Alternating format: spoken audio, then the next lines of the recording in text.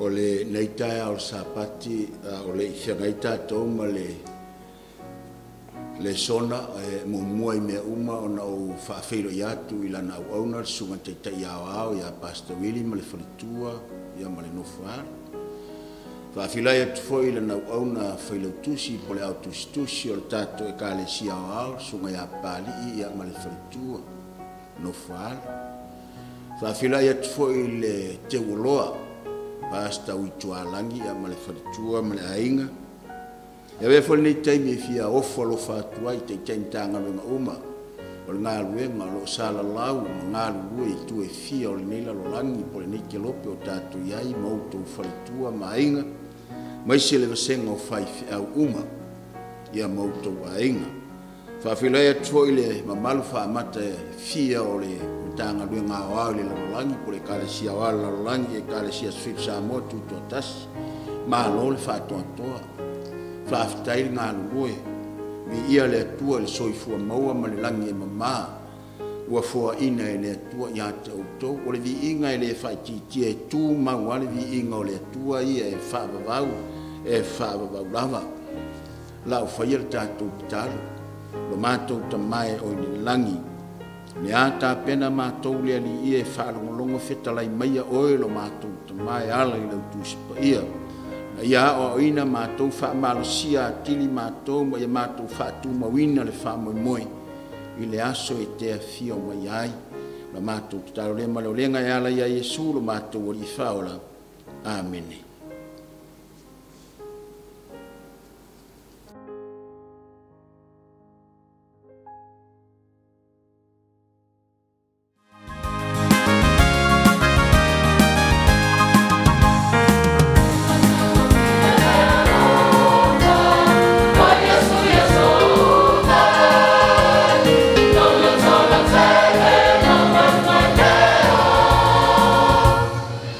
Oh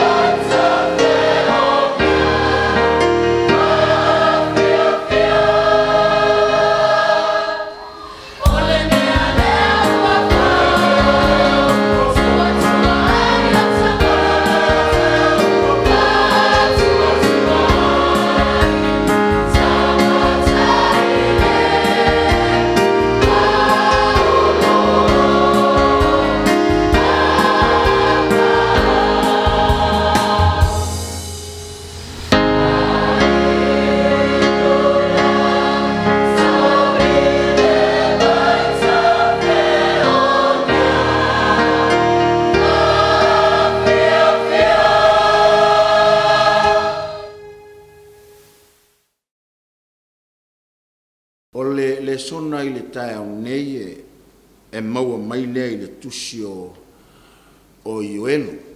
Ia alona mta upu e lua, a alona foi upu e tolu lua o le tusi o Ioelu, ia o le aise si o tātou i le silfia o lana auna na tusi le tusi mai ai o Utah. Ia ele o matua mautino le leipo o le ale tausanga na tusi ai le tusi o Ioelu. A o le foi upu le fa au ia ile ngona o le au na le atua, le foi upu le e tolu sifuru ma le lua. E fa pela le foi tauina o upu ia le au na le atua.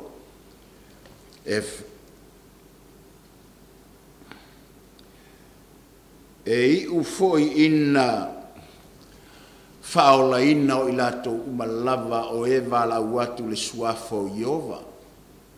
Awa e ai le faola tanga i le maunga siona mai Jerusalema. Fa peo na fetalai mai ai o Iova. E ai foi e ua totoe o ilato ia e vala awina e Iova. O pui e fa au iai le tusi atoa Ioelu. Ma le ala foi le ua mai ai e fai ma tatou matua tatou te vava ai atua nga iai. Po le ale mafua anga o nei upu. Ai o le a foi le mea tatou te mawhai o na mauaina mai ai. E taita ina ai le soifua mo tatou wona. Pe au tau vava ai sa moa i le teimi le nei o tatou iai i outou uma o whapea na tala whaauta i tu e fia o le larolangi. Wa le ai se taimi o toe tu mama ina i tātou e le fili. Ua sau le fili lo na maa losi e ngata ai pe i lava na outou si le fia le tusi o whaalinga. Lai whaamtala mai ai o la talata o na pō, la talata o na aso, sau lo na maa losi teli. O lona winga, i le tangata o le atua i le taimile nei ai whaanga solo le tātou whaalongolongo ai whetalai le atua. E le tatau ona e toe manatu mā iai. E a whaafonga la o e Samoa, mele o tupu i Samoa nei. Sa whaile la o te ilona o tau silfia. Whaile la o ngā whala o i tele ale aki e piko pō, mata i linga, a ngā i atu ila epa. Tua ia le tele o isi mau saunoanga ale whaifi au. Ale saunoanga le ale whaifi au te mana o te pue maua mai i le tae au, ne whapea le tala le whaifi au. Naomi matuila epa. A tuai loa o na maua se maa loa e teita ia Samoa o na tūla ia tu loa lea o le lotu. O lele ua wavala mai ma ufa tau muawa le saa o le pule lea na valo ia le tuspa ia. Anga i mai ilo na taimi aisea wa iloa ele fili ua lata le taimi e uma ai mea uma. Be ata tau mawhau fo i le ngata i talau taua ma taua pei ona iai Palestina ma Jerusalema ia po Israelu. Wa le maua se malolo, wa le ai fo i se fufo o le whawhitauri. Aisea, wa oe, e leo se mea fou i le a inga o le atua, po fia lava le mea te a fio ma e lalai po Australia, po New Zealand, po Amerika, po Samoa i Sawai, upolu ma tutuila, fia lava le mea lo e a lalai ma e au na i le atua. E le po malae i mea ia o tutupu mai. Ai fai mai le whamatalanga le fai evangelia. A fua loa o na tutupu ia mea, whaea i lunga lo wao ma lo ulu aisea, ua lata o na whaola ina tātou. Whaafonga foi la le whamatalanga lea Ioelu. E ui foi ina whaola ina o i lātou umalava o e vala au watu le suafa o Iova, Ioe. O le whaamoemoenga le nā o le whanau o le atua. I so se atunu. Po so se nuu e ai. So se kalesia i ton po Amerika po fea peona o whai atu ai. A o le tātou whaamoemoenga le lefa mai ai le evangelia. A fua loa o na tau nuu o nei mea. Whaea i lunga tātou wa lata o na whaola ina tātou. Amene. Whamele o le whaamtalanga ale tuspa ia mau te manao. La tatou fa nga solo le vai ina o le tusi e lua vaenga la vai le tusi o el molo na so ina peitai. La tango le vaenga ile yo elu le ala tau pe lua a lona foi mua se fa ngata i lona toi foi upu. O le vai ina fa pea. O le vaenga mua o le toa sao le atua ma le matautia o le aso Iova ua lata mai. O le toa sao le atua ma le matautia o le aso o Iova ua lata mai. Whawhanga foi o tau ial whamatala ngai foi mua.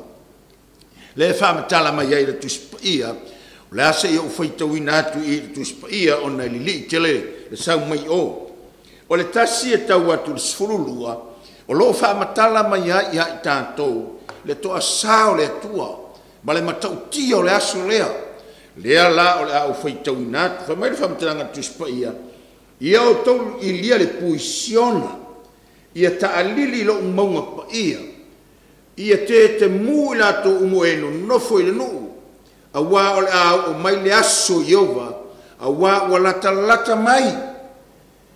Le ala le nā nau whai atuai e le o se taimi tātou te toe manatu mā ai. Pe o se taimi tātou te toe whai yanga ai. Po se taimi e whai ai me loto i ele tangata.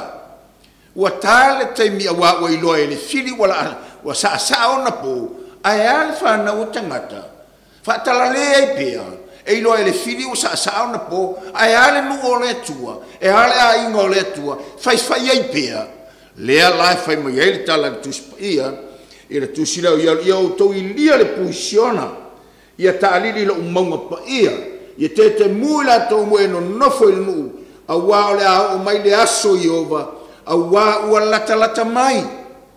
Ia atou whaafonga le mele o le pua e ili. O se mea ta alili. E leo tele. Ma le mana onga le nao le atua. O le pua e ili. A o le fionga le atua. Ia launga ina. Le alanga ina o le whiau o le atua. Ta pena i le ainga o le atua. Mo le aso o le atua ua lata mai. Whaafonga le whamtalanga le whopo e lua. O le aso pouni uli ma le pongi saa. O le aso malu ma le pongisa lava e pei o le malama o le tae ao na so sola i maunga. O le nu tele ma le malosi e le aiso na tusa mai le vavau e mavae ia e le to e whaapea lava i le tupulanga ma le tupulanga o lo i ola tau luma le afi e ilo ai o lo i ola tau tua foi le afi mumu. O le whanua i o la tōluma e pei o le whātuanga i e tena ia a o la tōtua ua wha lalao ina ia e le ai lava se mea e sao ia te i la tō kumena tala tuspa ia le matautia o le aso lea e le ai ma se mea e sao mai la rwhai upo e wha e tino mai la tō e pei o tino o sol whanua Beio e tia i sol whanua e whaapea lava ona la tau fituli. La tau whai oso e pei o le taalili o le kariote i tumutumu maunga. E pei o le taalili o le mu o le afi. E susunu ai tangu tungoto o seito e pei o le mu o le nuu malosi. E pae ua pae tau. E ngā tete tangata i luma ia te ilatou. E se senga mata o tangata uma. La tau tau fetuli e pei o tangata tutoa. La tau tau sa ili le au pā e pei o tangata tau. La tau sa vavali taitasi i lona ala. La tau te le alo foi ai le mea e ui ai i la tau. Whawhongo i tātou i le matau tio le asole o le atua. Ma i le se alo ai. Luma o le afi o tua o le afi. Fiu e sa ili. Se mea e alo i ai. Le mafuanga na leo foi me ele tala tuspa ia il le pui le nu fa poto le nu fa i loi le nu o le aso Iova o le aso matautia e leo se aso foi ngofie fa ali ele to sao le atua mai la fa mtelanga le tuspa ia il foi upulea e fitu la tote tau fetuli e pei o tangata tutoa la tote tau sa ili le au pai pei o tangata tau la tot sa valita itasi i lona ala la tot te alo foi ai le mea e uia i la to e le tu leia le tasi la tot sa va tasi lona ala topa u foi itau e le manu ai la tot te femu ei ile ai la tot tau fe turi foi ile au pa la tot fe a ei fale la tot te u fale atu I fa malama e pei o senga oi wa solo la mafuanga le tangata o le lama e whaalongo I le upu o le atua. Le tangata o le aso e whaitau le leo tae au. Toe a tatalo toe a le uma. Ai a o I le aso lea pe a le usustai ai pe o le autu o le vaenga mua lea. O le toa sao le atua, ma le matautia o le aso o le atua ua lata mai. Lea lata to te su eina I le tae au le nei. Fai meila le whamtelanga le tuspa ia, I le fai upa se fulu, e te mule la langi o la toluma, e le luluina le langi, e pouliuli le la ma le masina, o fe tufoi, e le to e fe pulafi mai, o Yehova foi, na te tu leia mai lona si ufonga, I ana au, a wae matua tele lava, lana I tu taua, Io te aigo le tua, te manatu te tau ona whaafafonga I le fionga le tua. A oe na ese lau au pe le mātei oe, se furulua fai upe tolis furu ma le lua. O se ele au ia te au, au ese. E te sile fia lava e oe le tūna e te tuai le tenginei. A aluluti mai vai waa, ma lolofi mai le te leo mea, u faali mai failonga pe foi si o tato malo Samoa le lava le ilopo ai se malo I te ia o lono winga o le o tau ma ia tato uai fai toa le aso e a fia mai ai lo tato matai mai lo foi pos futasi o Yehova foi na te tulei mai lo na sinfonga I ana au uai matua tele lama lana I tutaua awa e malosi o ia lena te whataunu uina lana fionga awa e mamafa le aso Yehova e matua matautia po ai se na te mawhai o na te li le ala le nao le vaenga mua le upua le atua o le toa sao le atua ma le matautia o le aso Yehova lea ua whaamtalaina le tuspa ia. O le vaengalo na lua, o le whiau o le atua, ia toe foi mai, ma le loto atoa. Ia toe foi mai, o le tala lea le tuspa ia. Ia I tātou I le awhiawhinei.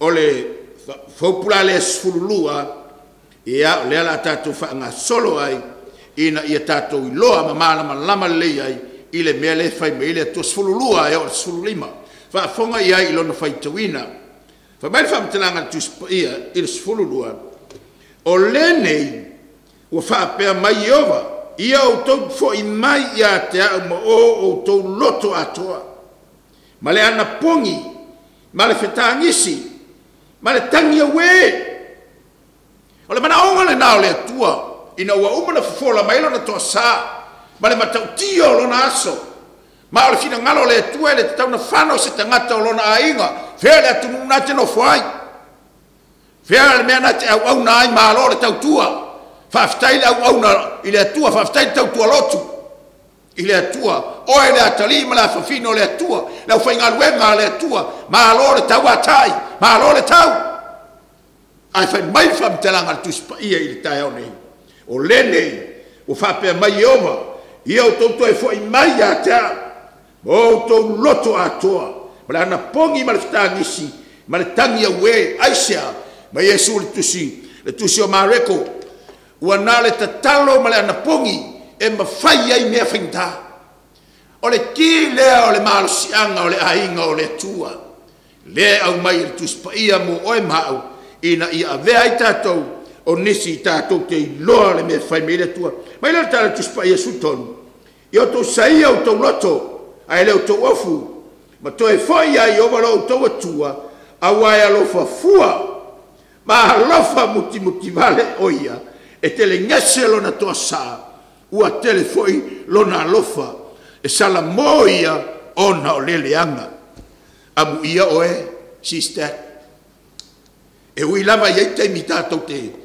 anga sala ia te mitato te to ilalo ai e foi a te uia ele o au se tangata se lau pasene ma atotoa ai ole mea o te faftai ai ono le hava no ale foi mai le hava no le toi foi mai a te mai le fam teranga tu ia il foi upule io to sei o to loto ai le o to ofu ma toi foi mai a io va lo to tua a wai alo fua ma lo fa muti vale oia e tele ngeselo na to sa a ole alofa ole tua le alofa muti vale mai ia e le tiole Ioane tolu foi pos fugolo wa fa pelava na alofa mai ole tua le lolani ia melo na tali e to tasi ina ia le fano se tasi e fa tua ia te ia a ia maua e ia le hola e fa tai le tua fa malo lo alofa fa tai fa tele ngese o lo to sa a lo wanga le pui ai ma tau lau whana. Whamela le whau sufa. Lea ia i. Po ai se tasi uai loa. Pe toe fo i mai o ia. Ma salamo. Ma tuuina mai le manuia. Pe a mawai atu ia mea. O le taulanga lea i mea e ai. Ma le taulanga i mea e inu. Ia Iova lo o tau tua. Amene li Samoa. E se le o le tātou tamaa. Whaafatai o le tua awanoa mai le tua. O le vaenga la lona tonu o le whiaua le atua i le tae am nei. O le ioelu le lua suruono le whai le lusuru. Lea o le a au taun whai o te tala noa atua i a te oe i le tae am nei. Whamai le whaamtalanga tu spaia e wha au tu i aile whaamtalanga tu spaia i le teimilemi. Ia o tau i lia le puisiona. Ia o tau atofaina ni aso e ana pongi ai. Ia o tau tala ina se whaapotonga. Ia o tau whaapotoina le no. Ia o tau whaapaia le whaapotonga. Ia o tau whaapotoina toia ina. Ia fiai matamaiti. A toa mai fesui. Ia aluatu le whatoa whaia wa ai lona potu. Ma le fatoano futani lona afe Whamela le whamtelanga le tuspaia ma le mana onga o le atua ma le mana onga o le whiau o le atua i la fiafile nei a le tae aole nei ina ua tātou i loa malama o le aso o le atua o le aso e matautia o le aso o lona toa sa e matautia a wo mai le whamtelanga le tusi lea o le mea ao le tātou whaia paua leo le awana whaapoto le noo Whaapa ia ina le no. A mata mai lau whainga ruenga ia whaapa ia ina le no. Ma ia whaise ana pongi ia fia umai le no. Mai lau whaamtelanga le whapa surfitu. Ia whetā ngisi lau o staulanga au na Iova. I le vāo le whaapaolonga ma le whata whaitaulanga. Ma ia la tau whaapea atu Iovai. Ia e whasauina le no. Amene. Le wheau. Ma le fina ngalo le tua. E te tauna alangaina, ma ta watu i ona luma, le mea ao na tatou whaia, i o vai, ia e whasaoina le nu. Aisa, ia, sa moa lava la ia le taimine uwhe memea, whai mai le whamtelanga no whalongolonga i lungo penga ta whailangi ia le tasiolo ia, Dr. Roy, ausange. Whai mai uma vai le palota. O mai nilo lato ai pe ama le vai aso tano va o balato ai ngai faile fa la mela lo lato ai fa mai ro yo le me ofo ai o va ai tu le lato ai pe se i o lua ni tu o lato ai e se le tu o HRPP e se le tu o le fast na lo le o fa lo to ai suanga o fa te tele na ala lato ai fa lo le ia yo la natala vai o tona yo uso foi mo matua tamama tatu ainga o le palota e tasiale aso e fai ai a le ainga e au tupula ngale ai tatia me yo le palota i tangata le aso le palota a me al tatu ainga le fai io e o se fautuanga foi le na mo tatu uma le kalesia sofitu Samoa i le lalolangi atoa. Ta oto wha maene o taino loto le pālota ia. Ai ma ai le tala lelei, o lau lea au nanga malo le nā tiute, au a whaine ia whaina, ai le vata puia ma le nofo le leio ngā lue ngā letua, ono whai ngā mālo o lo whaine, whai ngā whapolokiki o lo whai, a oe, whai mai le tala le tuspa ia, ta lai se whapotpotonga, whapa ia ina le no, whai ni ana pongi mani te talo, ina ia tātou loa ai wa venga o le atua, e ma whai ona whai, whamela le whamtalanga, mō tātou, la tau te whapea i sea inu, oi whea lo tātou atua, oi whea lo tātou atua.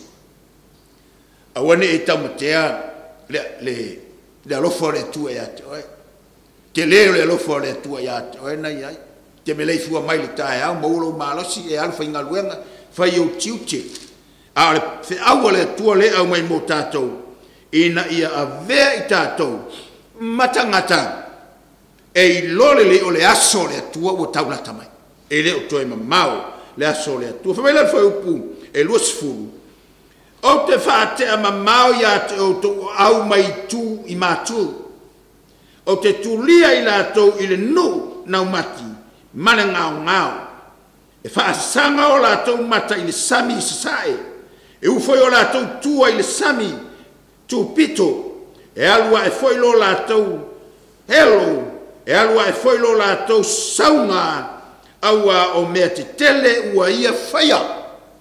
Oe, a ona e ustai le atua, ma tātou mana manama li porkalame le atua, o le ki o mea uma i tātou whaia, o le anapongi ma le tatalo, i le tele o mea ua o mai, e a ona tātou anapongi ai, matatalo ina ia whaapa ia ino le mea pito sili ana na tāua le ia i tonu i le vaenga le alo na tonu mai ia o tau whaapa ia ina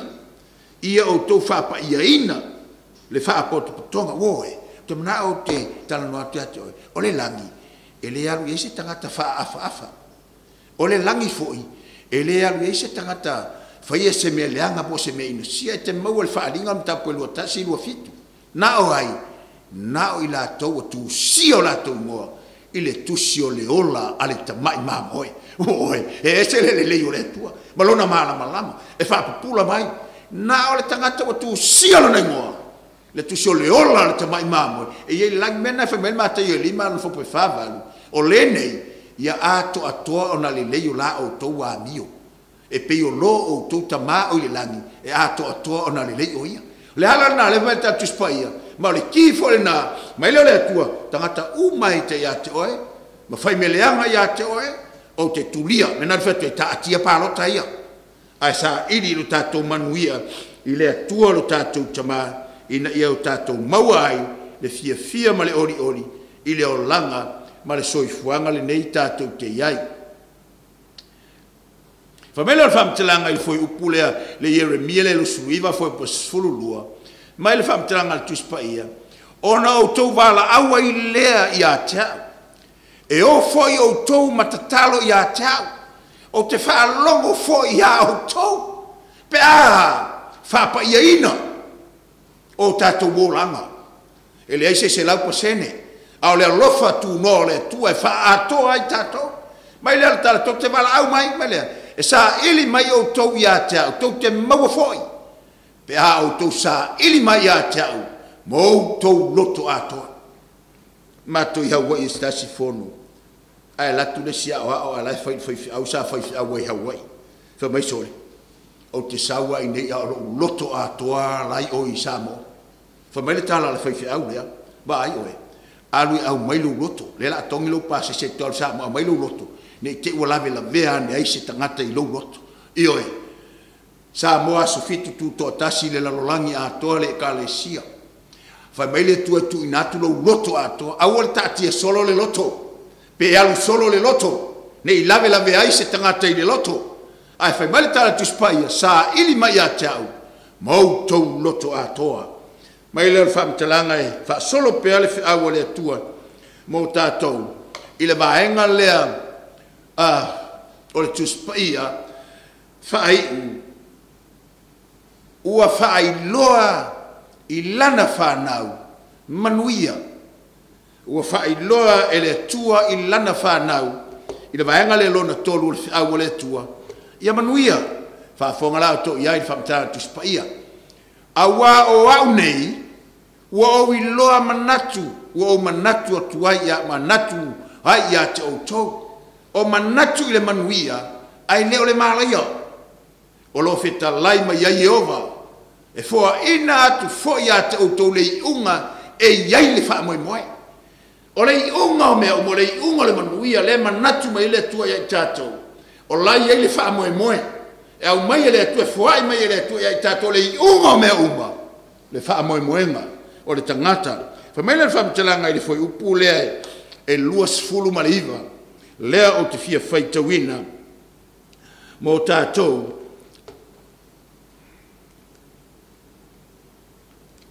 mai leo le foi upu lea e lua sutasi le whanau e aua e te fefe ia e fia ma ori aua e whaia e Yehova mea te tele aleluia o lai manatu mai toi whai mai le tala I le tusilea le whanau e aua e te fefe ia e fia ma ori aisia aua e whaia e Yehova mea te tele ele aini mea la I te whaia mai le tua ia te oe pe au le soifuanga whapa ia ina o le tangata vai ala whafongolawe o manu vai whao le vaoe aua le to te fefe aua ua tupu le mutia I mea te taai manu o le vao aua ua fua mai le la au ilona fua o le mati atoa ma le vine ua matua fua mai lama mai le whao poe lua sutolu o tau foi o le whanau o siona ia o tau fia ma oli ia Yehova lo o tau atua aua ua foa ina whatatau mai ia te o tau le wanga mua ma na te whatoi na ifo foi le ua mo o tau o le wanga mua ma le wanga muli I le manuia au mai le tu tumu mea sasa ai saito I saito e tu tumu I la tau tunga waina I le waina male suasusu a ona ola whapa ia ina tangata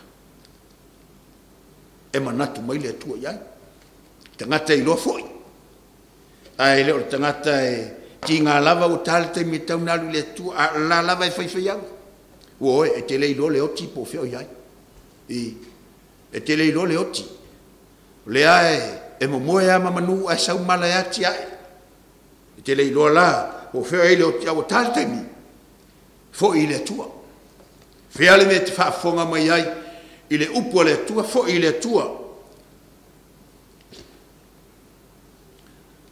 na whaafonga lo le fo upu le e lua sfuru ono tau te a ai lava ma ona ai tau te vivia tu foi le suafo I ova lo o tau atua o le ua whaia venga ia te o tau e le ma foi lo unu e whaavavau tau te ilo foi o te iaia Israelu o au lava o Iova lo o tau atua ai le ai se tasi e le ma lo unu e whaavavau e ese le o le tua mai a o na tatou ori ma fia I le tua e whai le tua mea sili mo oe e te le mafo mai nga whai o le whia o le tua le fia fila nei ua fola I le tua le tui na ifo le nganga pa ia I ana au na a toa ma le whaalaina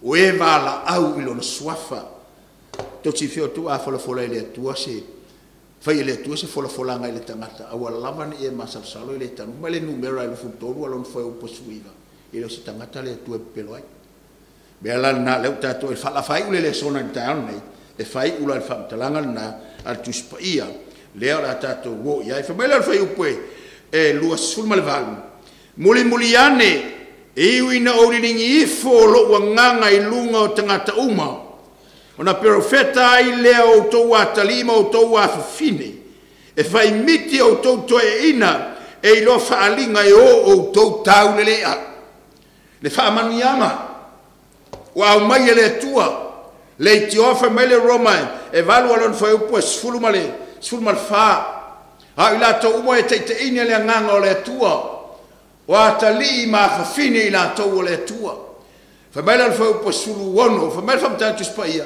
wa moli ma mai le lava nganga yo tato nganga o fa nau tato o le tua, ai fa mai le tala tu spaia, a ona li lingi mai le tua, le nganga pa ia ilunga o lana fa nau, fa mai lo le fam talanga tu spaia, ona profeta ne ai leo to watali, mo to wa fine, e fai miti o to toe ina, e loa faalinga e o to taule. O te lilingi foi lo wanganga, i au na ma au na fafine, i au na aso, o tu ina atu foi va venga i le langi ma le langi, i le toto ma le afi, ma le asu fani tu. O le whauna nā lea mai le atua. Mo oe maa umai tātou uma. Ina ia mawhai on ei loa wā venga o louta maa. Ia te aulawa ia o te whaiso o lawa le mātum tāngā luenga lese me tau te pisa i fue pālota. E lo statou whiaulu nā ia. O ai lawa le mālo i tūmai mālo nā mai mana hapatāna tu spa ia. Ia usu stai tangata umai whai pule siri. O ai lese pule e whātuina pā le mai le atua. O pule malawa o lo whai nei e whātuina le tu. O ai ale pule. Fast. Por HRPP o le nā, ai tau tua nā le sau moanga, ale aki e pikopo, lea na wha nono mai, Naomi ma tuila e pa, a tu wai loa, o na maua se malo, le a tu lai e tu lo le loto. Ma upu whapea, e lilo salafai, e lilo polu nei, e le savali si le mua le a fai, le kale sia sui sa mau tu totas. Ea, e leo le na, ea leo a mata na whaao nono mai le tau singa le asa. Ua lewa le tau singa sa nei, wha mamalu le asa. Ai leo le na leo a mata na whaao nono mai. Lea la e whai mai aina i whai unga, o le wha mtalanga le tuspa ia, i le afi finei. E mua o na li ua le la i le pouri, o li ma le masina i le toto, i le oai, i le aso tele, ma le sili o iowa. E iu foi ina whaolaina o i lātou uma, lava o e wala a watu le suafo iowa, a wā e iai le whaolotanga i le maungo siona ma Yerusalema. Whapei ona whita laima iai o iowa, e iai foi i e watotoe. Le au mai iai i le vahenga, le alanga ina e tātou le whiaua a ngelu i totonu. O e te toe. Toe whamanatu mai ai ere. Au nā lea tua i o elu. Whai mele tala na tuspa ia. Lea na whaitau ina whaapei o na whetalai mai ai o Iova. E iai fo i e wa to toe. O i lātou. Ia e wala awina e Iova. O le taimi neu tātou iai woe. E leo se taimi e toe fifi le mua isi tangata. O le taimi tātou ki tu ina tuai lo soifua mo tātou wola i ao tātou tuma. A wai le se tātou malosi. Ai o le ale whainga tāo mea uma wha mei nā pauko. O te mawhaia mea uma. I le wha malosi mai o ke riso i atea. O tātou iai neu moni ale tāla le tuspa ia wai le pani le oti. O whaitau ina le ola ma le oti al whanau a le atua. Pe hao ina.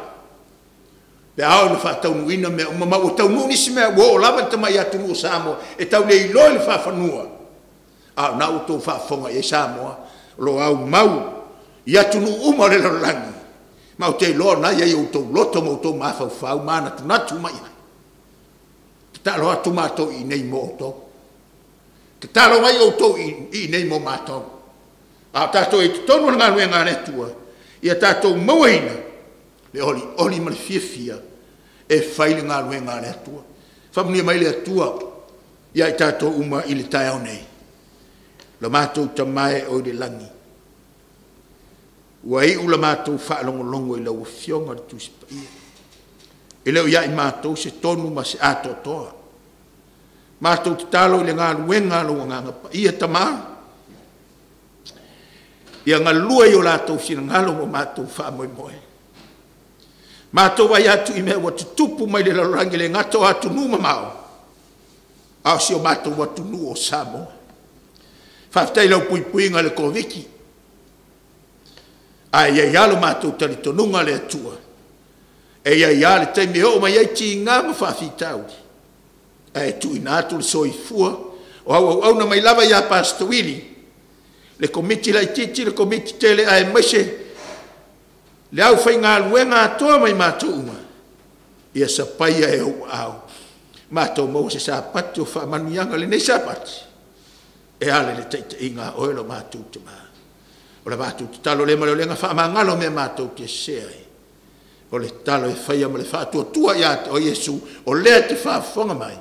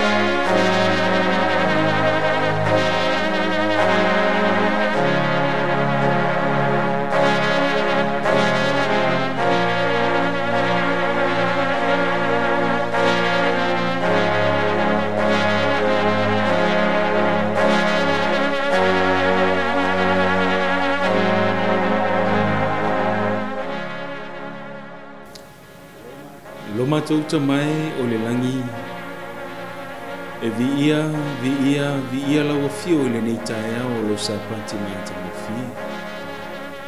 Whaftai le nei awanoa o mo wheona mātou mai a watu le tāpua inga I lau fio. E tu sai malo wolofa malo wawa le lei. Au mātou sauni le mea pitisili o na pa ia le nei tae au. O le sauninga o le launga. Mātou te wala ulia la wanganga pa ia whaatasi mai a te I mātou. Whawhaingo fie le mātou whalonga. Ia silisili lea ia mawhai o na mātou talia ina le whiau. E mātou te whai ei lau whina ngalo e lau mātou loto. Whawhtai whawhonga mai. O le mātou wole atu lei lau sofa Yesu.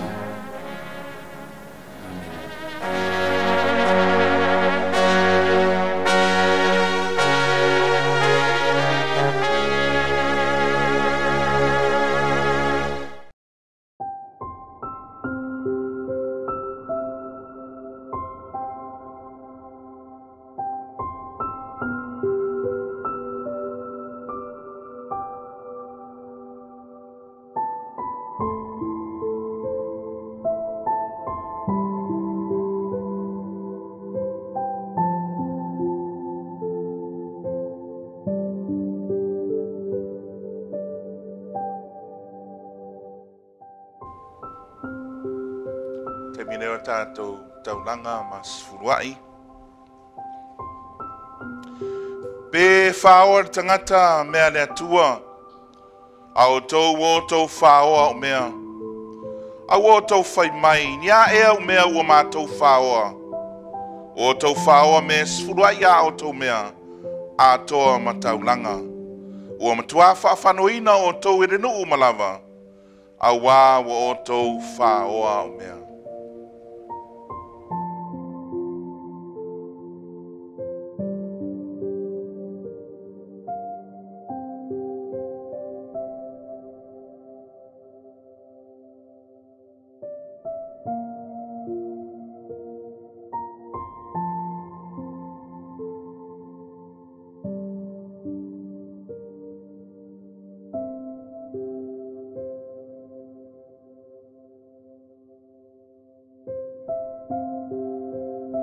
Ina au maia mea se fura ia o tau mea umalava i le fale tu ai mea.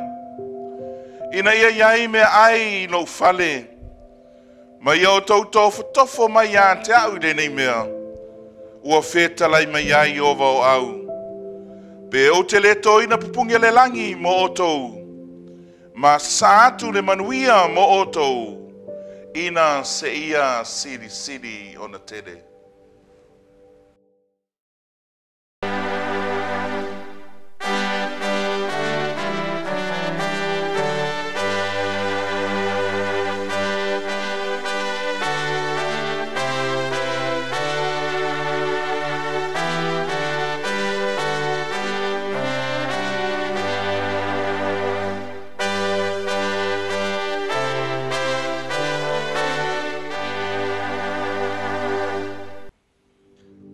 Lo mātou ta mai o le langi e via lava o e le atua e whāwawau lava. A wā sa ta ape ro nuu matofu tangata malana sa tia e. Sa e foai o lātou a ao le taui wa umana e fola ina. E alai lo mātou tau tua ma ngā lulue. Ai whawhitai i le antua i lo whamanatu.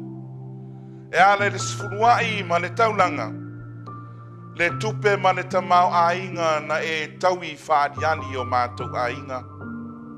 Mātou te talo le atua i le nei tae ao. O le sfunuai ma le taulanga. Mātou te talo whamonimole se i alofa whapa ia. Whapa ia ma whamanuia i le whangaina. E re ngata i te tono lau ngā ruenga.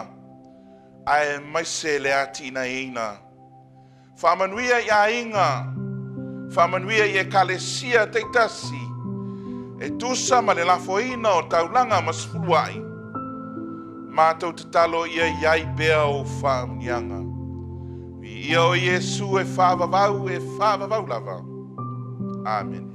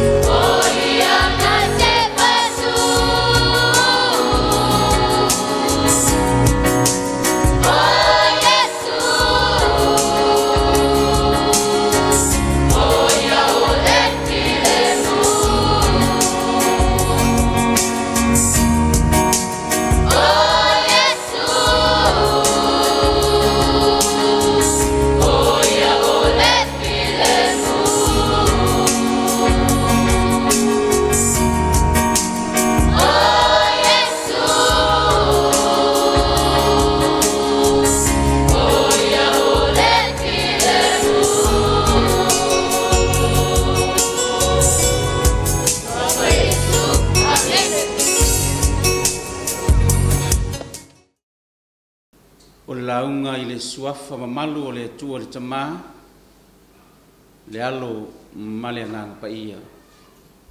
Amen. Lau saunia le tātou te talo. Lo mātou tamae o i le langi. Au nofo whātali lo nuu i le nei tai au.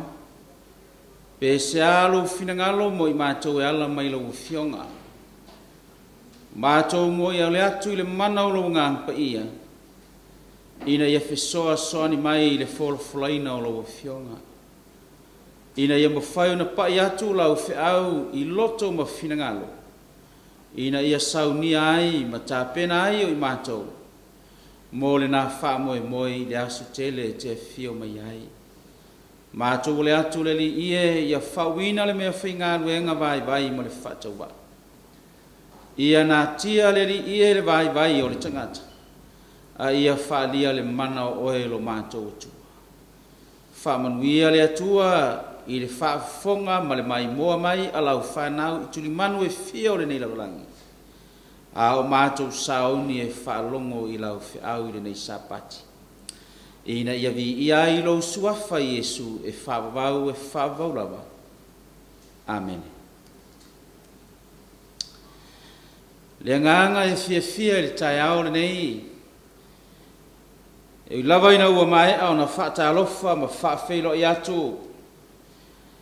Le au whai ngā luenga le atua i le nei tai ao ma le whanau whirwhiri au. Ai au te fia lava au te toi whaata alofa ma ofo alofa atu i le nei sapati. I le whaafonga ma le mai mo mai. Lana wauno te itai au ao le ngā luenga Pastor Willie ma le au whai ngā luenga te tofia le atua. I so o se tulimanu ma so o se tafa o le lalolangi o loo whapena o na tātou au na ma tātou tāpua i ai i le atua i le nei tai ao lona sapati paia.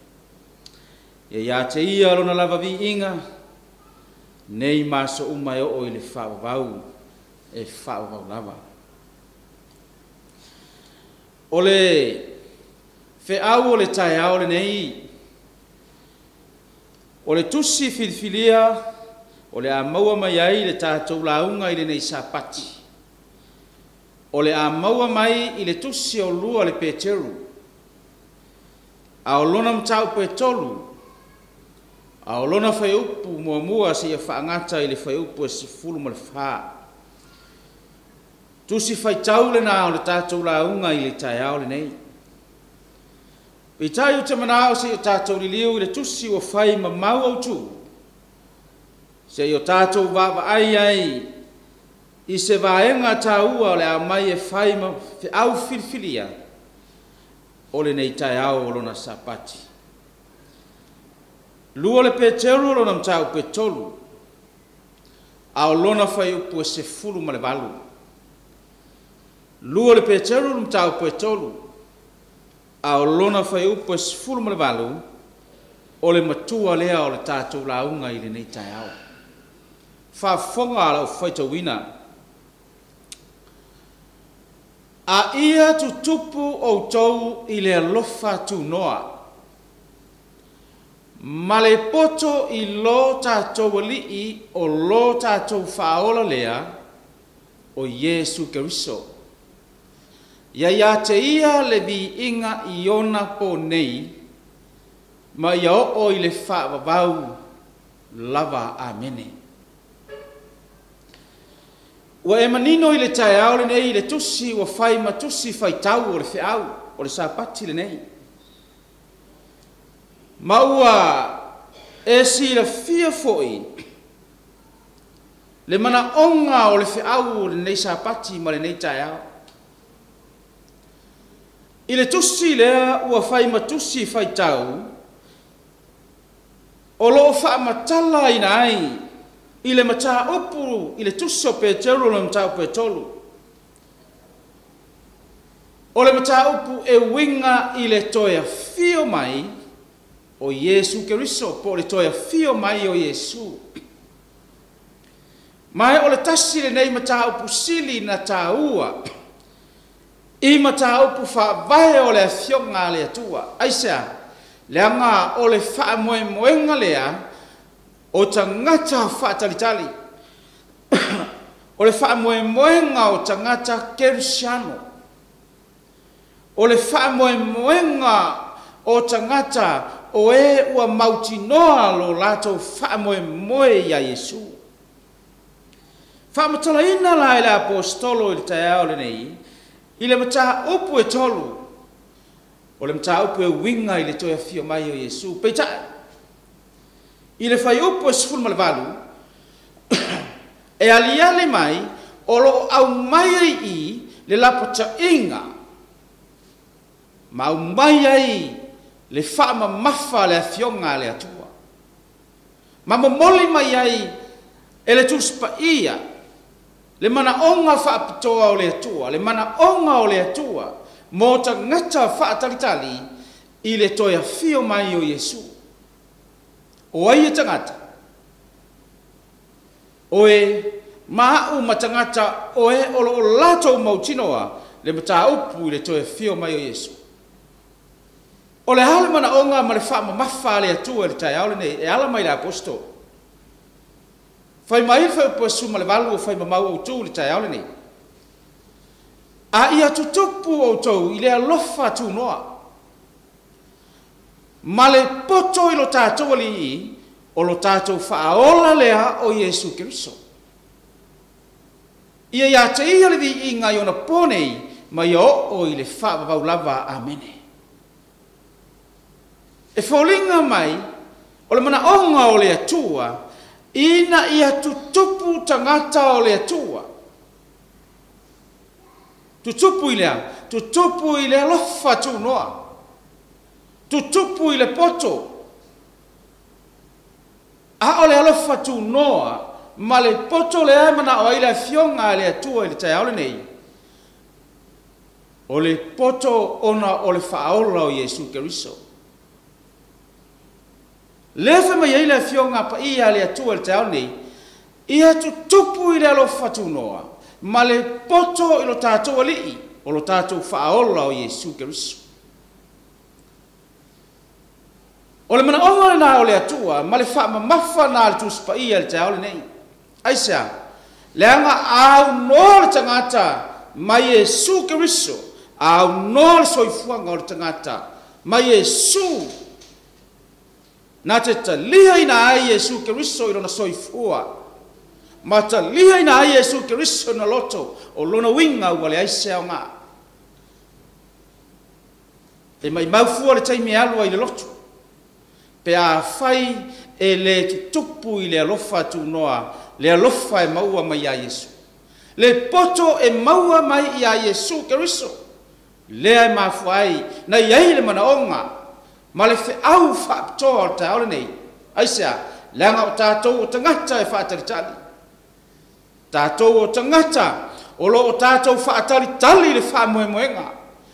Tātou o tangata o lo o whaataritali i le toia fio mai o Yesu Keriso. Lea iai le mana onga o le fe au le ta aole nei. Ona iai le o le fisili u te mana o e fisili ai, ma te tala ina ai le fe au o le ta aole nei. Ai sea e te tau ai, ona tutupu i a Keriso. Whaafonga i tātou. Ai whaalau tele e le apostolo Paulo le tuso e feso mtau pe whaafo pe suma lima e whaapea le whitawina. A ia mi o whaamaoni le rofa. Ia tutupu i tātou i a te ia i me uma. Aisea, o le ulu lawa ia, o ia fo i o le Keriso. O le mana oa le lewa mai ai fe au whaapitoa o le nei sa pati. Aisea, le anga wa tātou sa vali ma tātou la atu. I taimi muli o le soifuanga, ma amata ona ta vili atua i le paneta i lona toitu la ama le whaiunga. Aisea, wa mata ona whaatau nuina upo le fionga pa ia le atu. Awa mai le whaama mafa, ma au mai le atua le whiau. Fai mai e te tau o nā mio whaamaoni le alofa. Le alofa lea fai mai te tau na tupu ai le tangata a toa ma le poto. Ia tu tupu ai i tātou i a te ia, o ai ia lea, Iesu. Ai sa wai na tātou tupu i a te ia, pe o sili o le tāo nei, fai mai li vahanga muli o le fai upu, e sfulma le lima. O ia o le ulu. Fai mai ala fionga le atua, o le ulu lava ia, o lona winga, o le tāua le o le whiau, i le tātou mautinoa, i a tātou tupu ai i a Iesu, le anga o Iesu o le ao, o meuma, o le ao o le kalesia.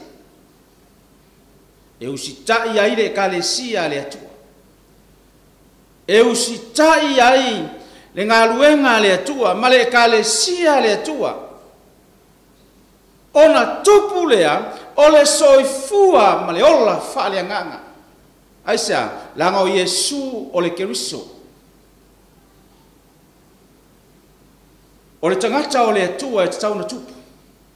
Tupu whapewhea. Tupu le soifua whaale nganga.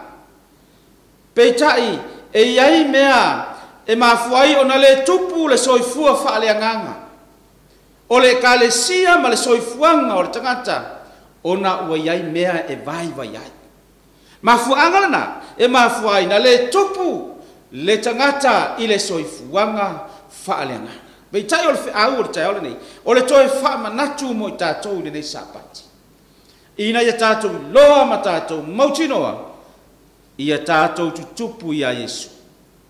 Whai mai lea, i le whata oto mtau pe whaalu, whai pe suma le walu e whaalau tele ai, le mana onga o le whiau o le sapati le nei.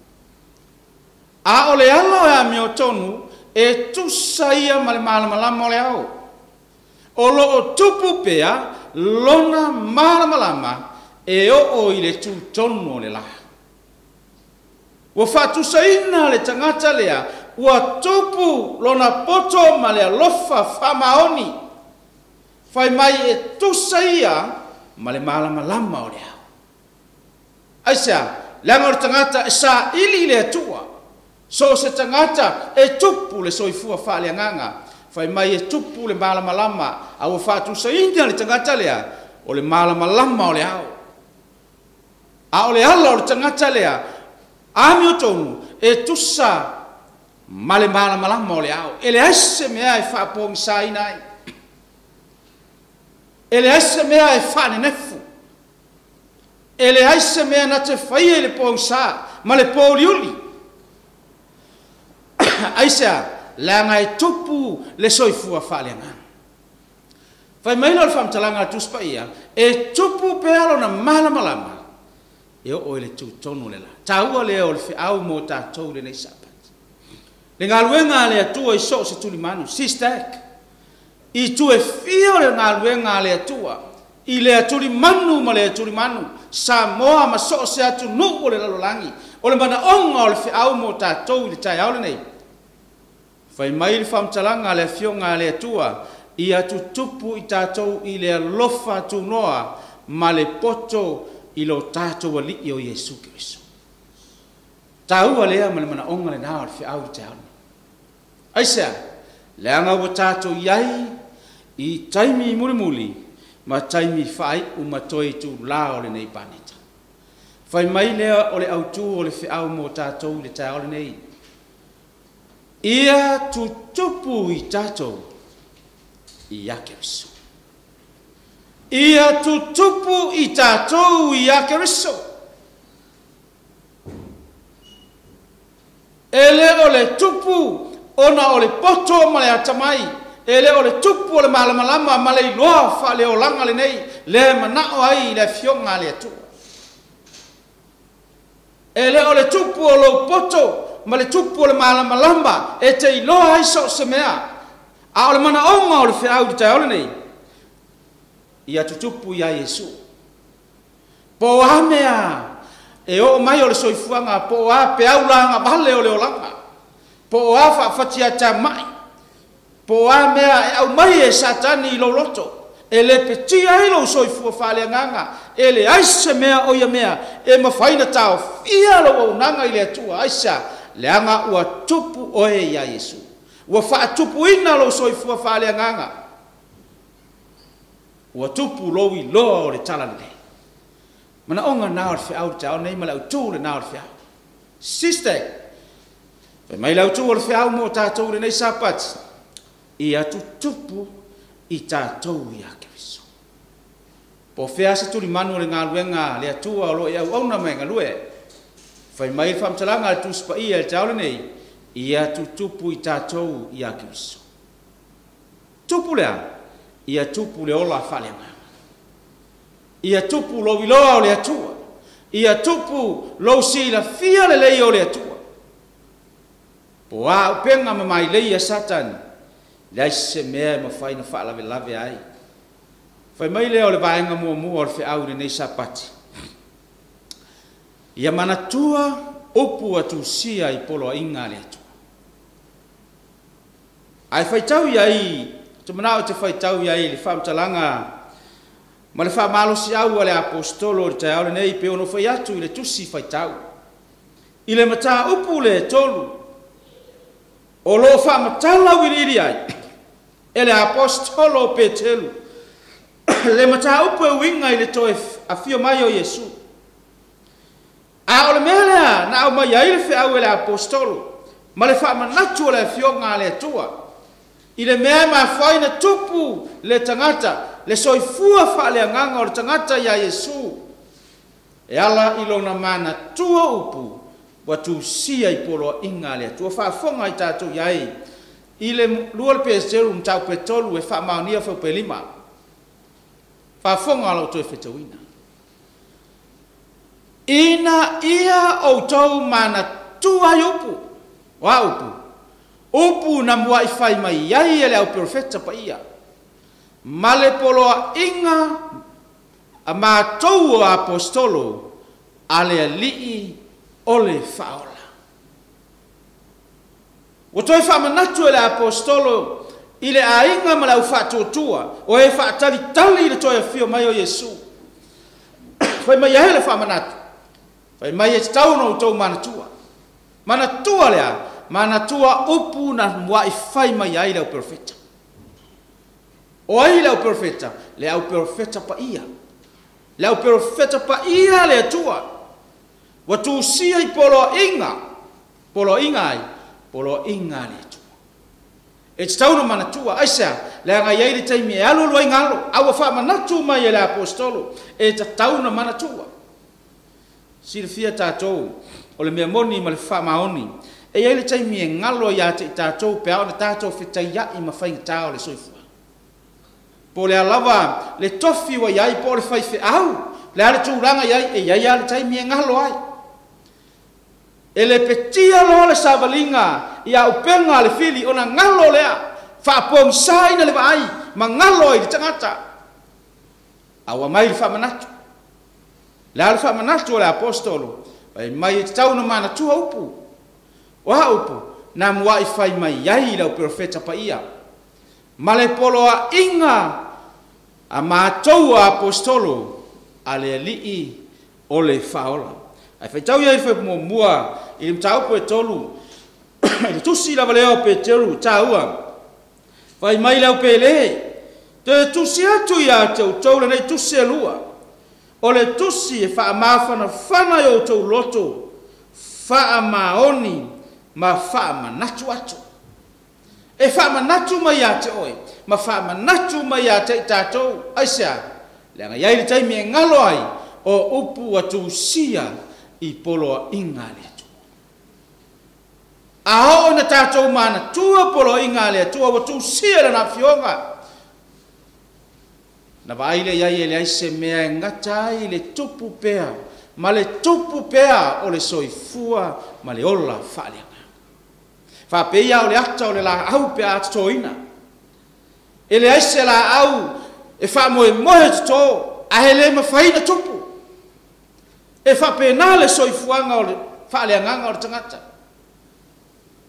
O le tangata e wha longo i le fionga le tua, mata lia le whiau o le tua. E le ngata le tupu o le soifua whaaleanganga. E le ngata le tupu o lona malama. Aisa, le anga o le tangata wana i loa le fionga le atu. Pe ono whai atu le taimi o soa. E iei taimi e a whātia i le tātou wholaunga. Pei fo na tātou vava ai atu I mea wa mata na le mau tonu ai langona o tangata. Pei fo o mea o lo tupu isi o tātou watu nuu o Samoa. E iei le taimi e o ma iei langona le mau tonu. O na amata lea, o na le mau tonu ai langona ma mafaufau. Pei tai o le tangata wana I loa le fionga le atua, e tupu pea lo na I loa. Tupu lo na malama. Pei no fai mai iei le poto o Solomona, I le fata oto e whaafa pe suma le valu, o le ala o le tangata ami o tonu, e tupu lo na malama se ia o I le tu tonu le la. Le aso e fio mai iei Yesu, fa pena le soi fuanga o le tangata. Le lau fa manatu mai ai le fionga le atua tau. Le fe au le nao le sapati le nei. Po fea le tu le lalangi, po fea le tu o le ngaluenga le atua o lo e tau mau au nai, o lo e tau mangalue ai. Fa manatu mai le atua le tai au le nei usoe. Ia tupu pea lo tātou wola whaleanga. Ia tu tupu pea I tātou ia Keriso.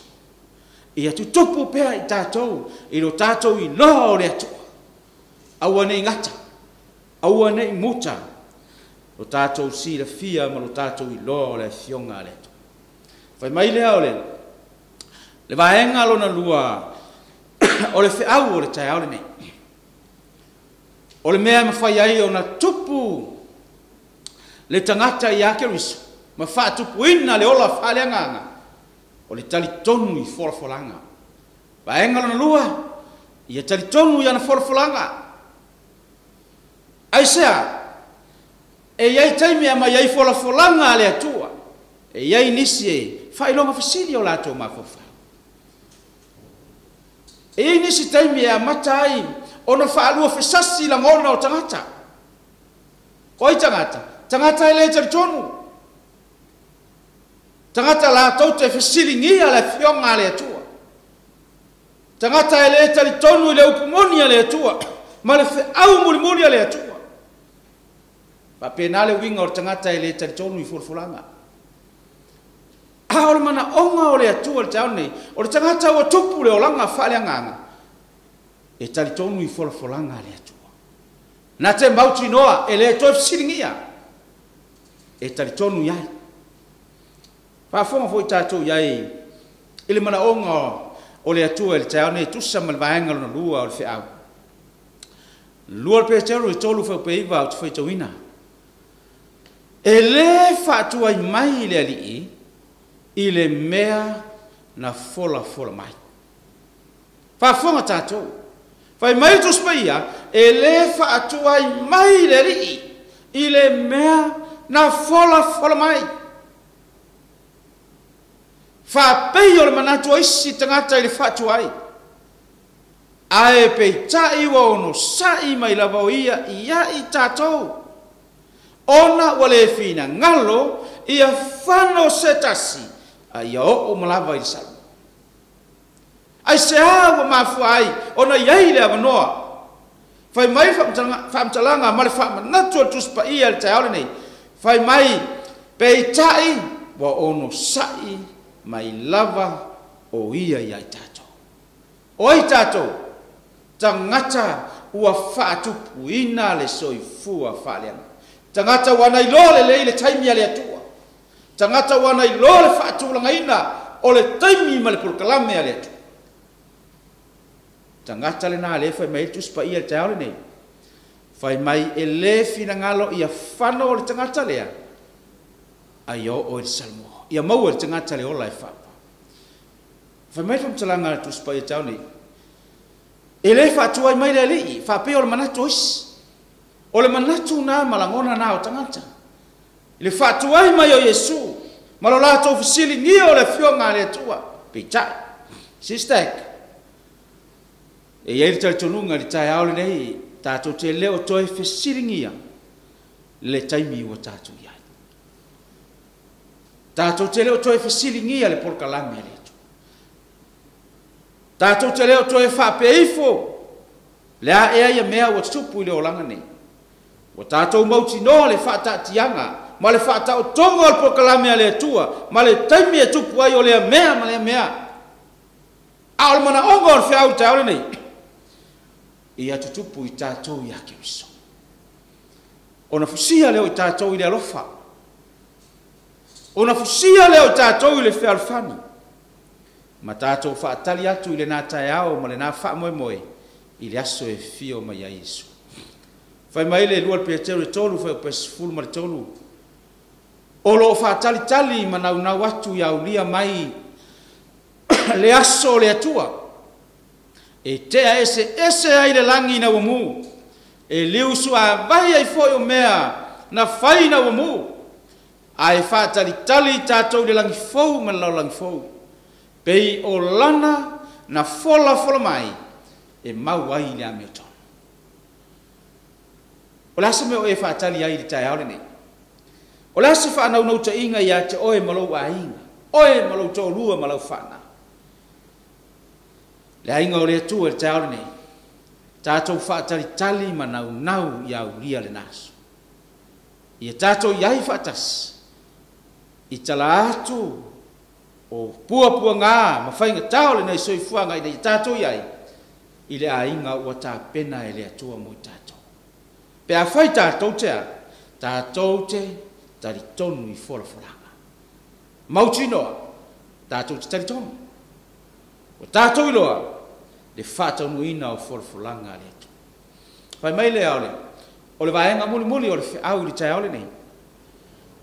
Whaatali tali ma fina au, ia maua le manuia.